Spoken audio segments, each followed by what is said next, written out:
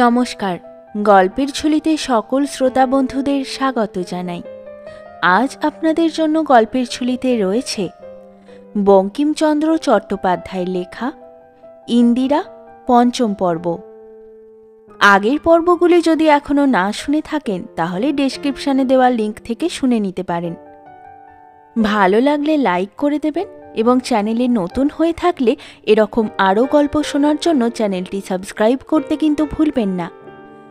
গল্প পাঠে আমি তৃষিতা। তাহলে চলুন শুনে নেওয়া যাক আজকের পর্ব।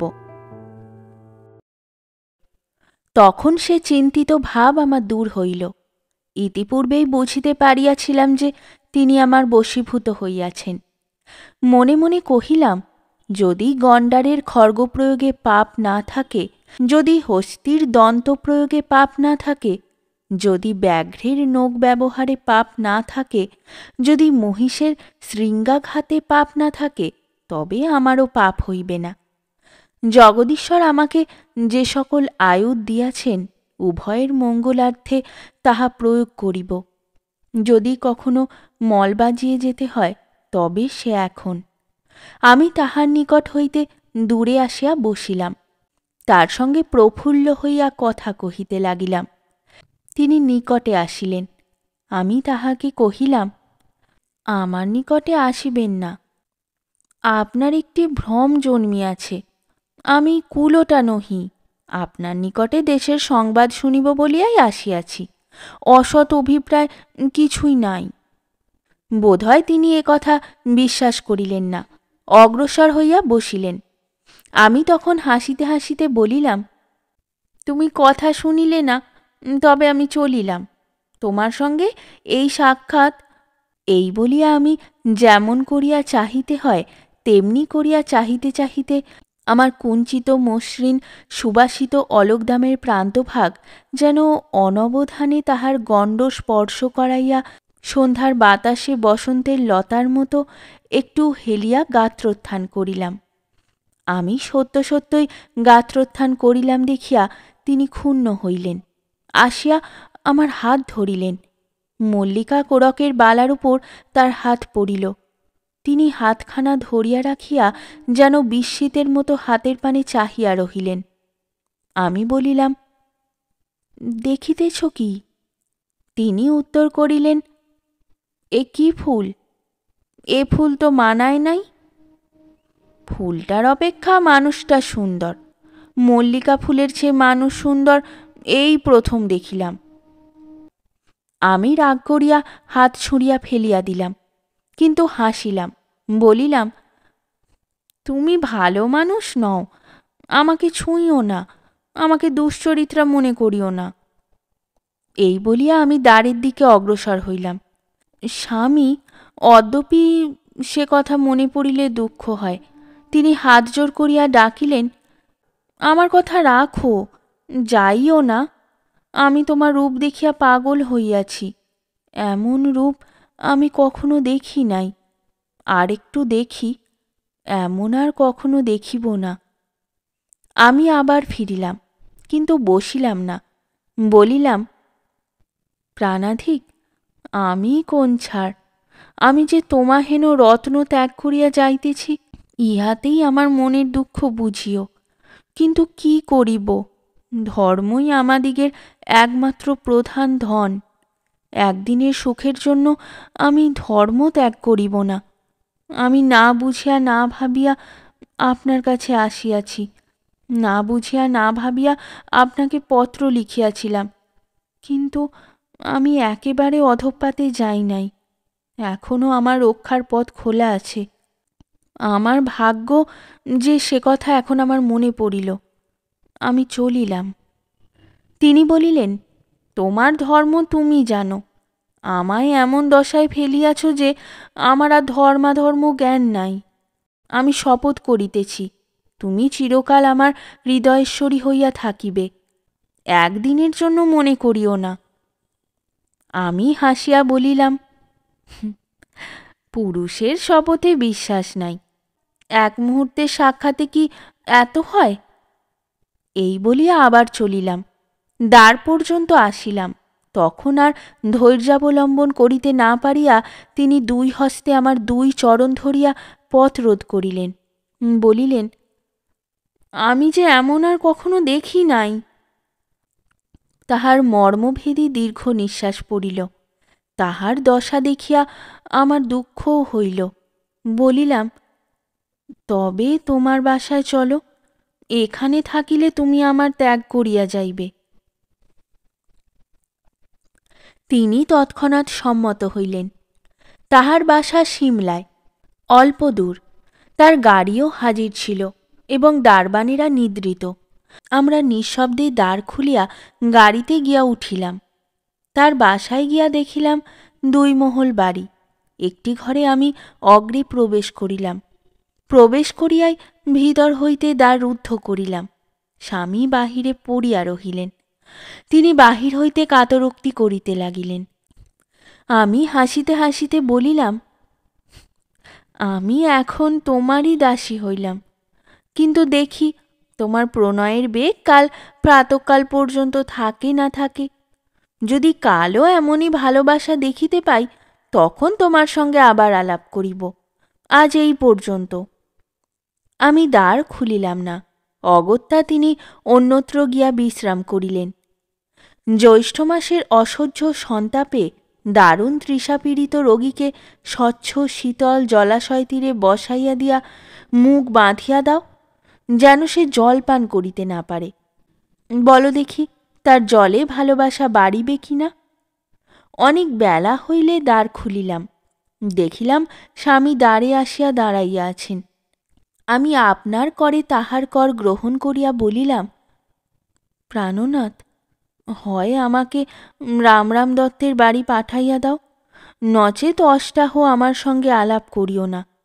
এই অষ্টাহ তোমার পরীক্ষা। তিনি অষ্টাহ পরীক্ষা স্বীকার করিলেন। পুরুষকে দগ্ধ করিবার যে কোনো উপায় বিধাতা স্ত্রীলোককে দিয়াছেন, সেই সকল উপায়ই অবলম্বন করিয়া আমি অষ্টাহ স্বামীকে জ্বালাতন করিলাম। আমি স্ত্রীলোক, কেমন করিয়া মুখ ফুটিয়া সে সকল কথা বলিব? আমি যদি আগুন জ্বালিতে না জানিতাম, তবে গত রাত্রিতে এত জ্বলিত না। কিন্তু কি প্রকারে আগুন জ্বালিলাম, কি প্রকারে ফুৎকার দিলাম, কি প্রকারে স্বামীর হৃদয় দগ্ধ করিলাম, লজ্জায় তাহার কিছুই বলিতে পারি না। যদি আমার কোনো পাঠিকা নরহত্যার ব্রত গ্রহণ করিয়া থাকেন এবং সফল হইয়া থাকেন, তবে তিনিই বুঝিবেন। যদি কোনো পাঠক কখনো এইরূপ নরঘাতিনীর হস্তে পড়িয়া থাকেন, তিনিই বুঝিবেন। বলিতে কি স্ত্রীলোকই পৃথিবীর কণ্টক। আমাদের জাতি হইতে পৃথিবীর যত অনিষ্ট ঘটে, পুরুষ হইতে তত ঘটে না। সৌভাগ্য এই যে এই নরঘাতিনী বিদ্যা সকল স্ত্রীলোকে জানে না। তাহা হইলে এতদিনে পৃথিবী নির্মনুষ্য হইত। এই অষ্টাহ আমি সর্বদা স্বামীর কাছে কাছে থাকিতাম। আদর করিয়া কথা কহিতাম। নীরস কথা একটি কহিতাম না। হাসি, চাহনি, অঙ্গভঙ্গি সে সকল তো ইতর স্ত্রীলোকের অস্ত্র। আমি প্রথম দিনে আদর করিয়া কথা কহিলাম। দ্বিতীয় দিনে অনুরাগ লক্ষণ দেখাইলাম। তৃতীয় দিনে তাহার ঘরকন্নার কাজ করিতে আরম্ভ করিলাম, যাহাতে তাহার আহারের পারিপাট্য, শয়নের পারিপাট্য, স্নানের পারিপাট্য হয়। সর্বাংশে যাহাতে ভালো থাকেন, তাহাই করিতে আরম্ভ করিলাম। স্বহস্তে পাক করিতাম। খড়িকাটি পর্যন্ত স্বয়ং প্রস্তুত করিয়া রাখিতাম। তার এতটুকু অসুখ দেখিলে সমস্ত রাত্রি জাগিয়া সেবা করিতাম। এখন যুক্ত করে আপনাদের নিকট নিবেদন যে আপনারা না মনে করেন যে এ সকলই কৃত্রিম। ইন্দিরার মনে এতটুকু গর্ব আছে যে কেবল ভরণ পোষণের লোভে অথবা স্বামীর ধনে ধনেশ্বরী হইব, এই লোভে সে এই সকল করিতে পারে না। স্বামী পাইব, এই লোভে কৃত্রিম প্রণয় প্রকাশ করিতে পারিতাম না। ইন্দ্রের ইন্দ্রাণী হইব, এমন লোভেও পারিতাম না। স্বামীকে মোহিত করিব বলিয়া হাসি চাহনির ঘটা ঘটাইতে পারি, কিন্তু স্বামীকে মোহিত করিব বলিয়া কৃত্রিম ভালোবাসা ছড়াইতে পারি না। ভগবান সে মাটিতে ইন্দিরাকে গড়েন নাই। যে অভাগী এ কথাটা না বুঝিতে পারিবে, যে নারকিনী আমায় বলিবে, হাসি চাহনির ফাঁদ পাতিতে পারো, খোপা খুলিয়া আবার বাঁধিতে পারো, কথায় ছলে সুগন্ধি কুঞ্চি তালিকাগুলি হতভাগ্য মিনসের গালে ঠেকাইয়া তাহাকে রোমাঞ্চিত করিতে পারো, আর পারো না তার পাখানি তুলিয়া লইয়া টিপিয়া দিতে, কিংবা হুকার ছিলিমটায় ফুঁদিতে? যে হতভাগী আমাকে এমন কথা বলিবে, সে পোড়ার মুখে আমার এই জীবন বৃত্তান্ত যেন পড়ে না। তা তোমরা 5 রকমের 5 জন মেয়ে আছো। পুরুষ পাঠকদিগের কথা আমি ধরি না, তাহারা এ শাস্ত্রের কথা কি বুঝিবে। তোমাদের আসল কথাটা বুঝাইয়া বলি। ইনি আমার স্বামী, পতি সেবাতেই আমার আনন্দ, তাই কৃত্রিম নহে, সমস্ত অন্তঃকরণের সহিত আমি তাহা করিতেছিলাম। মনে মনে করিতেছিলাম যে যদি আমাকে গ্রহণ নাই করেন, তবে আমার পক্ষে পৃথিবীর যে সার সুখ, যাহা আর কখনো ঘটে নাই, আর কখনো ঘটিতে নাও পারে, তাহা অন্তত এই কয়দিনের জন্য প্রাণ ভরিয়া ভোগ করিয়া লই। তাই প্রাণ ভরিয়া পতিসেবা করিতেছিলাম। ইহাতে কি পরিমাণে সুখী হইতেছিলাম, তা তোমরা কেহ বুঝিবে, কেহ বুঝিবে না। পুরুষ পাঠককে দয়া করিয়া কেবল হাসি চাহনির তত্ত্বটা বুঝাইব। যে বুদ্ধি কেবল কলেজের পরীক্ষা দিলেই সীমা প্রান্তে পৌঁছে, ওকালতিতে 10 টাকা আনিতে পারিলেই বিশ্ববিজয়িনী প্রতিভা বলিয়া স্বীকৃত হয়, যাহার অভাবী রাজদ্বারে সম্মানিত, সে বুদ্ধির ভিতর পতিভক্তি তত্ত্ব প্রবেশ করানো যাইতে পারে না। যাহারা বলে বিধবার বিবাহ দাও, ধেড়ে মেয়ে নহিলে বিবাহ দিও না, মেয়েকে পুরুষ মানুষের মতো নানা শাস্ত্রে পণ্ডিত করো, তাহারা পতিভক্তি তত্ত্ব বুঝিবে কি? তবে হাসি চাহনির তত্ত্বটা যে দয়া করিয়া বুঝাইব বলিয়াছি, তার কারণ সেটা বড় মোটা কথা। যেমন মাহুত অঙ্কুশের দ্বারা হাতিকে বশ করে, কোচমান ঘোড়াকে চাবুকের দ্বারা বশ করে, রাখাল গরুকে পাঁচন বাড়ি দ্বারা বশ করে, ইংরেজ যেমন চোখ রাঙাইয়া বাবুর দল বশ করে, আমরা তেমনি হাসি চাহনিতে তোমাদের বশ করি। আমাদিগের প্রতিভক্তি আমাদের গুণ। আমাদিগকে যে হাসি চাহনির কদর্য কলঙ্কে কলঙ্কিত হইতে হয়, সে তোমাদের দোষ। তোমরা বলিবে এ অত্যন্ত অহংকারের কথা। তা বটে, আমরাও মাটির কলসি, ফুলের ঘায়ে ফাটিয়া যাই। আমার এই অহংকারের ফল হাতে হাতে পাইতেছিলাম। যে ঠাকুরটির অঙ্গ নাই অথচ ধনুর্বাণ আছে, মা বাপ নাই অথচ স্ত্রী আছে, ফুলের বাণ অথচ তাহাতে পর্বত বিদীর্ণ হয়, সেই দেবতা স্ত্রী জাতির গর্ব খর্বকারী। আমি আপনার হাসি চাহনির ফাঁদে পরকে ধরিতে গিয়া পরকেও ধরিলাম, আপনিও ধরা পড়িলাম। আগুন ছড়াইতে গিয়া পরকেও পড়াইলাম, আপনিও পুড়িলাম। হোলির দিনে আবির খেলার মতো পরকে রাঙা করিতে গিয়া আপনি অনুরাগে রাঙা হইয়া গেলাম। আমি খুন করিতে গিয়া আপনি ফাঁসি গেলাম। বলিয়াছি তাহার রূপ মনোহর রূপ, তাতে আবার জানিয়াছি যার এই রূপরাশি তিনি আমার সামগ্রী, তাহারই সোহাগে আমি সোহাগিনী, রূপসী তাহারই রূপে। তারপর এই আগুনের ছড়াছড়ি। আমি হাসিতে জানি, হাসির কি উত্তর নাই? আমি চাহিতে জানি, চাহনির কি পাল্টা চাহনি নাই? আমার অধরষ্টে দূর হইতে চুম্বন আকাঙ্ক্ষায় ফুলিয়া থাকে, ফুলের কুঁড়ি পাপড়ি খুলিয়া ফুটিয়া থাকে, তাহার প্রফুল্ল রক্তপুষ্পতুল্য কোমল অধরষ্ট কি তেমনি করিয়া ফুটিয়া উঠিয়া পাপড়ি খুলিয়া আমার দিকে ফিরিতে জানে না? আমি যদি তার হাসিতে, তার চাহনিতে, তার চুম্বন আকাঙ্ক্ষায় এতটুকু ইন্দ্রিয়াকাঙ্ক্ষার লক্ষণ দেখিতাম, তবে আমিই জয়ী হইতাম। তাহা নহে, সে হাসি, সে চাহনি, সে অধরষ্ট বিস্ফুরণে কেবল স্নেহ, অপরিমিত ভালোবাসা। কাজেই আমি হারিলাম। হারিয়া স্বীকার করিলাম যে ইহাই পৃথিবীর 16 আনা সুখ। যে দেবতা ইহার সঙ্গে দেহের সম্বন্ধ ঘটাইয়াছে, তাহার নিজের দেহ যে ছাই হইয়া গিয়াছে, খুব হইয়াছে। পরীক্ষার কাল পূর্ণ হইয়া আসিল, কিন্তু আমি তাহার ভালোবাসার এমনই অধীন হইয়া পড়িয়াছিলাম যে মনে মনে স্থির করিয়াছিলাম পরীক্ষার কাল অতীত হইলে তিনি আমাকে মারিয়া তাড়াইয়া দিলেও যাইব না। পরিণামে যদি তিনি আমার পরিচয় পাইয়াও যদি আমাকে স্ত্রী বলিয়া গ্রহণ না করেন, গণিকার মতো যদি তাহার কাছে থাকিতে হয় তাহাও থাকিব। স্বামীকে পাইলে লোকলজ্জাকে ভয় করিব না। কিন্তু যদি কপালে তাও না ঘটে, এই ভয়ে অবসর পাইলেই কাঁদিতে বসিতাম। কিন্তু ইহাও বুঝিলাম যে প্রাণনাথের পক্ষচ্ছেদ হইয়াছে, আর উড়িবার শক্তি নাই। তাহার অনুরাগানলে অপরিমিত ঘৃতাহুতি পড়িতেছিল। তিনি এখন অনন্য কর্মা হইয়া কেবল আমার মুখপানে চাহিয়া থাকিতেন। আমি গৃহকর্ম করিতাম, তিনি বালকের মতো আমার সঙ্গে সঙ্গে বেড়াইতেন।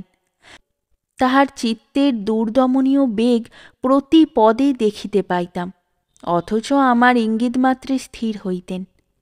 কখনো কখনো আমার চরণ স্পর্শ করিয়া রোদন করিতেন, বলিতেন, আমি এই অষ্টাহ তোমার কথা পালন করিব, তুমি আমায় ত্যাগ করিয়া যাইও না। ফলে আমি দেখিলাম যে আমি তাহাকে ত্যাগ করিলে তাহার দশা বড় মন্দ হইবে। পরীক্ষা ফাঁসিয়া গেল। অষ্টাহ অতীত হইলে বিনা বাক্যব্যয়ে উভয়ে উভয়ের অধীন হইলাম। তিনি আমায় কুলাটা বলিয়া জানিলেন, তাহাও সহ্য করিলাম। কিন্তু আমি যাই হই, হাতির পায়ে শিকল পরাইয়াছি ইহা বুঝিলাম। আমরা কলিকাতায় দিনকত সুখে স্বচ্ছন্দে রহিলাম। তারপর দেখিলাম স্বামী একদিন একখানা চিঠি হাতে করিয়া অত্যন্ত বিষণ্নভাবে রহিয়াছেন। জিজ্ঞাসা করিলাম, এত বিমর্ষ কেন? তিনি বলিলেন, বাড়ি হইতে চিঠি আসিয়াছে, বাড়ি যাইতে হইবে। আমি হঠাৎ বলিয়া ফেলিলাম, আমি? আমি দাঁড়াইয়াছিলাম, মাটিতে বসিয়া পড়িলাম। চক্ষু দিয়া দরবিগলিত ধারা পড়িতে লাগিল। তিনি সস্নেহে হাত ধরিয়া আমায় তুলিয়া মুখচুম্বন করিয়া অশ্রুজল মুছাইয়া দিলেন। বলিলেন, সেই কথাই আমিও ভাবিতেছিলাম, তোমায় ছাড়িয়া যাইতে পারিব না। সেখানে আমাকে কি বলিয়া পরিচিত করিবে, কি প্রকারে কোথায় রাখিবে? তাই ভাবিতেছি, শহর নয় যে আর একটা জায়গায় রাখিব, কেহ বড় জানিতে পারিবে না। বাপ মার চোখের উপর তোমায় কোথায় রাখিব? না গেলেই কি নয়? না গেলেই নয়। কতদিনে ফিরিবে? শীঘ্র ফেরো যদি, তবে আমাকে না হয় এইখানেই রাখিয়া যাও। শীঘ্র ফিরিতে পারিব এমন ভরসা নাই। কলিকাতায় আমরা কালে ভদ্রে আসি। তুমি যাও, আমি তোমার জঞ্জাল হইব না। আমার কপালে যা থাকে তাই ঘটিবে। কিন্তু আমি যে তোমায় না দেখিলে পাগল হইব। দেখো, আমি তো তোমার বিবাহিতা স্ত্রী নহি, তোমার উপর আমার কোনো অধিকার নাই। আমাকে তুমি এ সময় বিদায়। তিনি আমাকে আর কথা কহিতে দিলেন না, বলিলেন, আজ আর এ কথায় কাজ নাই। আজ ভাবি, যা ভাবিয়া স্থির করিব কাল বলিব। বৈকালে তিনি রমণবাবুকে আসিতে লিখিলেন। লিখিলেন, গোপনীয় কথা আছে, এখানে না আসলে বলা হইবে না। রমণবাবু আসিলেন। আমি কবাটের আড়াল হইতে শুনিতে লাগিলাম কি কথা হয়। স্বামী বলিলেন, আপনাদিগের সেই পাচিকাটি যে অল্প বয়সী, তার নাম কি? কুমুদিনী।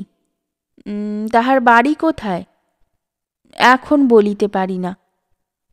সধবা না বিধবা? সধবা। তার স্বামীকে জানেন? জানি। কে? এক্ষণে বলিবার আমার অধিকার নাই। কেন? কিছু গুপ্ত রহস্য আছে নাকি? আছে। আপনারা উহাকে কোথায় পাইলেন? আমার স্ত্রী তাহার মাসির কাছে উহাকে পাইয়াছেন। উহার বাড়ি কোথায়? কেন বলিতেছেন না? বলিবার অধিকার নাই। স্বামীর বাড়ি কোথায়? ওই উত্তর। স্বামী জীবিত আছে? আছে। ওই স্ত্রীলোকটি এখন কোথায়? কেন, আপনার এই বাড়িতে? স্বামী মহাশয় চমকিয়া উঠিলেন, বিস্মিত হইয়া জিজ্ঞেস করিলেন, আপনি কি প্রকারে জানিলেন? রমণবাবু বলিলেন, আমার বলবার অধিকার নাই। আপনার জেরা কি ফুরাইল? ফুরাইল, কিন্তু আপনি তো জিজ্ঞাসা করিলেন না যে আমি কেন আপনাকে এ সকল কথা জিজ্ঞাসা করিলাম। দুই কারণে জিজ্ঞাসা করিলাম না। একটি এই যে জিজ্ঞাসা করিলে আপনি বলিবেন না, সত্য কি না? সত্য। দ্বিতীয় কারণটি কি? আমি জানি যে জন্য জিজ্ঞাসা করিতেছেন। তাও জানেন? কি বলুন দেখি। তা বলিব না। আচ্ছা, আপনি তো সব জানেন দেখিতেছি। বলুন দেখি, আমি যে অভিসন্ধি করিতেছি তাহা ঘটিতে পারে কি না? খুব ঘটিতে পারে। আপনি কুমুদিনীকে জিজ্ঞাসা করিবেন। আরেকটি কথা, আপনি কুমুদিনীর সম্বন্ধে যাহা জানেন তাহা সব একটা কাগজে লিখিয়া দস্তখত করিয়ে দিতে পারেন? পারি, তবে এক শর্তে। আমি লিখিয়া পুলিন্দায় সিল করিয়া কুমুদিনীর কাছে দিয়া যাইব। আপনি এক্ষণে তাহা পড়িতে পারিবেন না, দেশে গিয়া পড়িবেন। রাজি? স্বামী মহাশয় অনেক ভাবিয়া বলিলেন, রাজি। আমার অভিপ্রায়ের পোষক হইবে তো? হইবে। অন্যান্য কথার পর রমণবাবু উঠিয়া গেলেন। উবাবু আমার নিকটে আসিলেন। আমি জিজ্ঞাসা করিলাম, এসব কথা হইতেছিল কেন? তিনি বলিলেন, সব শুনিয়াছ নাকি? হ্যাঁ, শুনিয়াছি। ভাবিতেছিলাম, আমি তো তোমায় খুন করিয়া ফাঁসি গিয়াছি, ফাঁসির পর আর তদারক কেন? এখনকার আইনে তা হইতে পারে। যাক, এসব বাজে কথা। উহার চরিত্র কেমন? রমণবাবু বলিলেন, অনিন্দনীয়। আমাদের বুড়ি রাঁধুনিটিকে বড় খ্যাপাইত, তাছাড়া একটি দোষও নাই। স্ত্রীলোকের চরিত্র দোষের কথা জিজ্ঞাসা করিতেছি। রমণবাবু বলিলেন, এমন উৎকৃষ্ট চরিত্র দেখা যায় না। সেদিন দিবারাত্রি আমার স্বামী অন্য মনে ভাবিতে লাগিলেন। আমার সঙ্গে কথাবার্তা কহিলেন না। আমাকে দেখিলেই আমার মুখপানে চাহিয়া থাকিতেন। তাহার অপেক্ষা আমার চিন্তার বিষয় বেশি, কিন্তু তাকে চিন্তিত দেখিয়া আমার প্রাণের ভিতর বড় যন্ত্রণা হইতে লাগিল। আমি আপনার দুঃখ চাপিয়া রাখিয়া তাহাকে প্রফুল্ল করিবার চেষ্টা করিতে লাগিলাম। নানা প্রকার গঠনের ফুলের মালা, ফুলের তোড়া, ফুলের জিনিসপত্র গড়িয়া উপহার দিলাম। পানগুলা নানা রকমের সাজিলাম, নানা রকমের সুখাদ্য প্রস্তুত করিলাম। আপনি কাঁদিতেছি, তবু নানা রসের রসভরা গল্পের অবতারণা করিলাম। আমার স্বামী বিষয়ী লোক, সর্বাপেক্ষা বিষয়কর্ম ভালোবাসেন। তাহা বিচার করিয়া বিষয়কর্মের কথা পারিলাম। আমি হরমোহন দত্তের কন্যা, বিষয়কর্ম না বুঝিতাম এমন নহে। কিছুতেই কিছু হইল না। আমার কান্নার উপর আরও কান্না বাড়িল। পরদিন প্রাতে স্নানান্নিকের পর জলযোগ করিয়া তিনি আমাকে নিকটে বসাইয়া বলিলেন, বোধ করি যা জিজ্ঞাসা করিব সকল কথার প্রকৃত উত্তর দিবে। তখন রমণবাবুকে জেরা করার কথাটা মনে পড়িল। বলিলাম, যাহা বলিব সত্য বলিব, কিন্তু সকল কথার উত্তর না দিতে পারি। তিনি জিজ্ঞাসা করিলেন, তোমার স্বামী জীবিত আছে শুনিলাম, তার নাম ধাম প্রকাশ করিবে? এখন না, দিন কত যাক।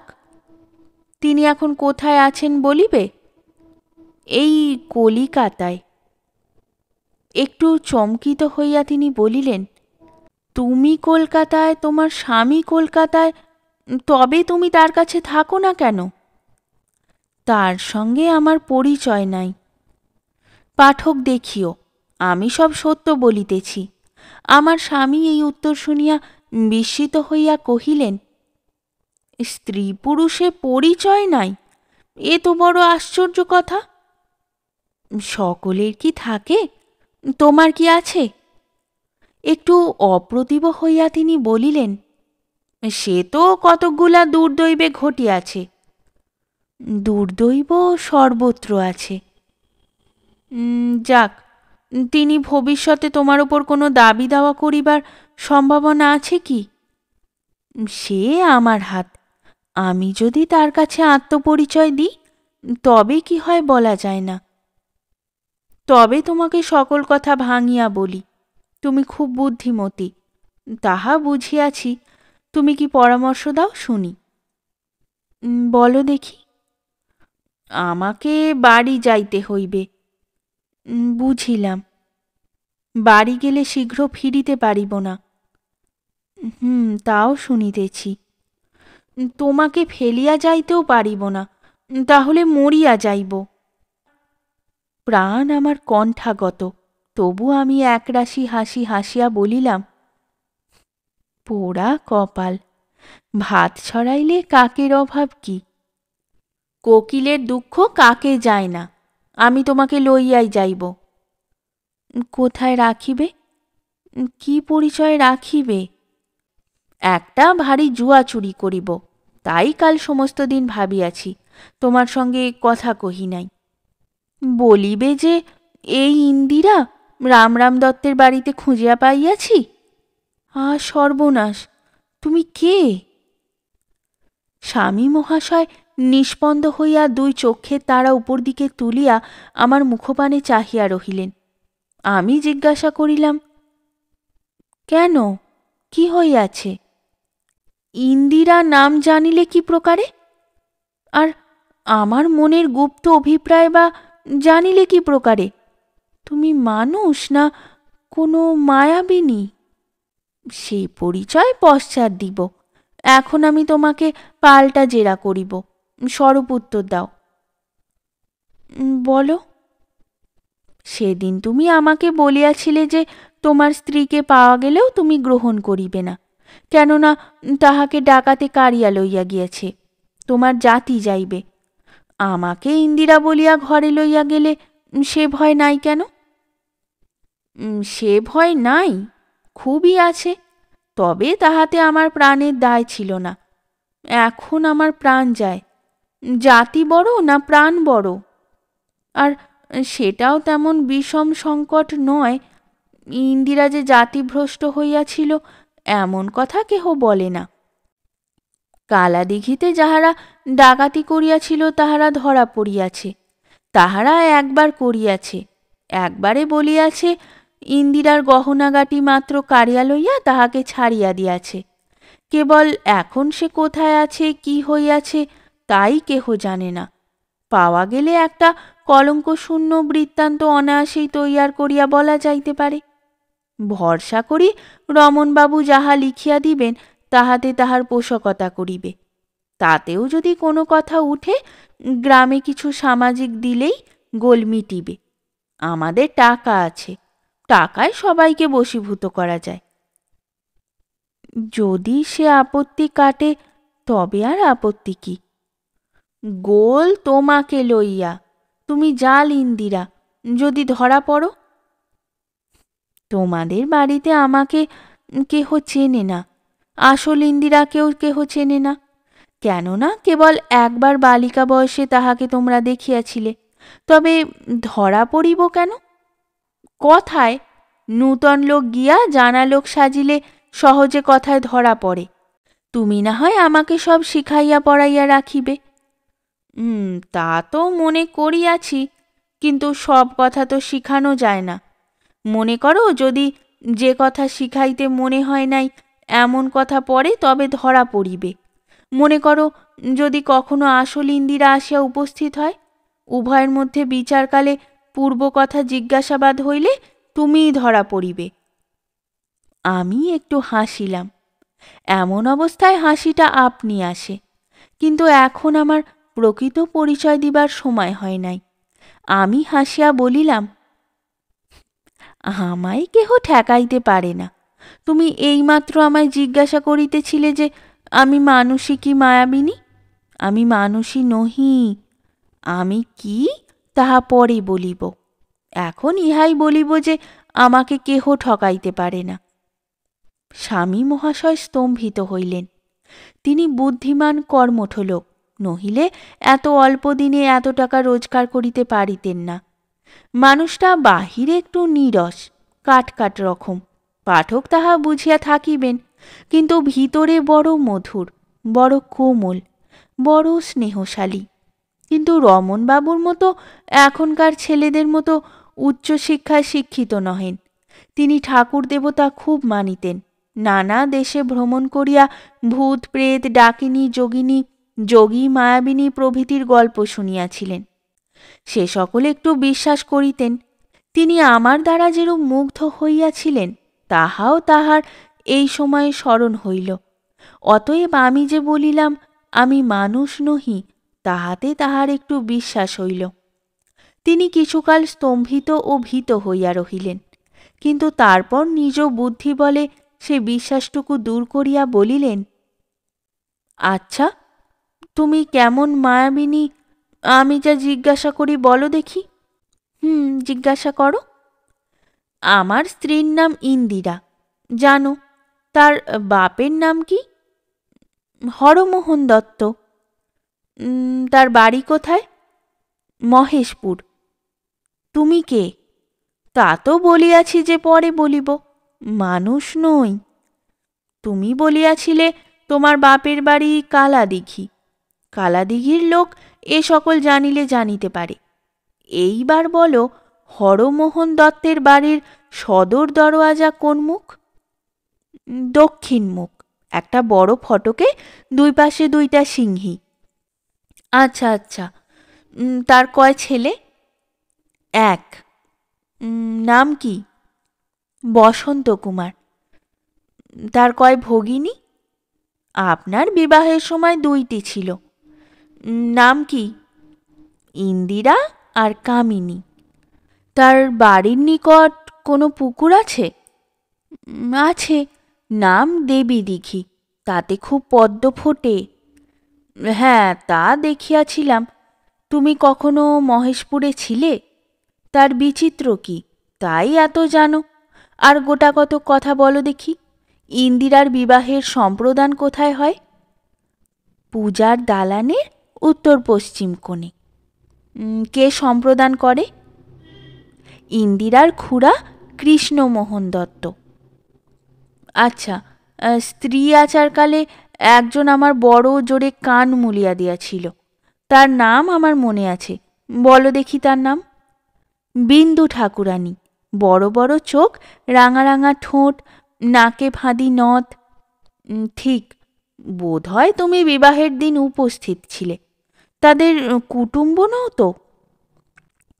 কুটুম্বের মেয়ে, চাকরানী কি রাঁধুনির মেয়ের জানা সম্ভব নয় এমন দুই একটা কথা জিজ্ঞাসা করো না। আচ্ছা, ইন্দিরার বিবাহ কবে হইয়াছিল? সালে বৈশাখ মাসের ২৭ তারিখে শুক্লপক্ষের ত্রয়োদশীতে। তিনি চুপ করিয়া ভাবিলেন, তারপর বলিলেন, আমায় অভয় দাও, আমি আর দুইটা কথা জিজ্ঞাসা করিব। অভয় দিতেছি, বলো। বাসর ঘরে সকলে উঠিয়া গেলে আমি ইন্দিরাকে নির্জনে একটি কথা বলিয়াছিলাম। সে তাহার উত্তর দিয়াছিল। কি কথা সে বলো দেখি। বলিতে আমার একটু বিলম্ব হইল, কারণ সে কথাটা মনে করিতে আমার চক্ষে জল আসিতেছিল। আমি তাহা সামলাইতেছিলাম। তিনি বলিলেন, এইবার বোধহয় ঠকিলে। বাঁচিলাম, তুমি মায়াবিনী নয়। আমি চক্ষের জল চক্ষের ভিতর ফেরত দিয়া বলিলাম, তুমি ইন্দিরাকে জিজ্ঞাসা করিলে, বলো দেখি আজ তোমার সঙ্গে আমার কি সম্বন্ধ হইল?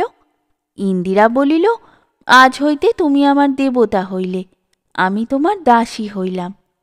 এই তো গেল একটা প্রশ্ন। আর একটা কি? আর জিজ্ঞাসা করিতে ভয় করিতেছে। আমি বুঝি বুদ্ধি হারাইলাম।